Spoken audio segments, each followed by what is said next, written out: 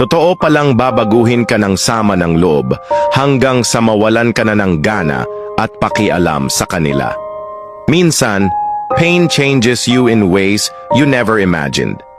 Yung tipong dati, ikaw yung laging nagka-care, laging nandyan para sa kanila. Pero dumating yung point na parang naubos ka na. Hindi dahil ayaw mo na, pero kasi napagod ka na sa paulit-ulit na sakit.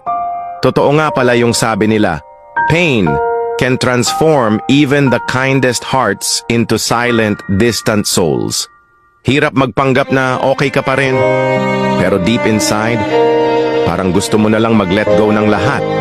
Hindi mo naramdam ang dating excitement na ibigay ang buong sarili para sa iba. You slowly lose the energy to care and the will to stay. It's not about being selfish. It's about protecting what little peace is left in you. Kung minsan, ang paglayo ay hindi dahil galit ka. It's simply because you're choosing yourself for once.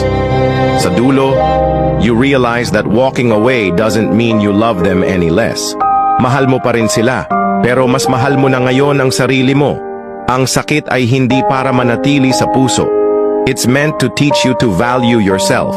At kung sino man ang tunay na nagmamahal sa'yo, they will understand why you needed to let go. Remember, it's okay to choose you.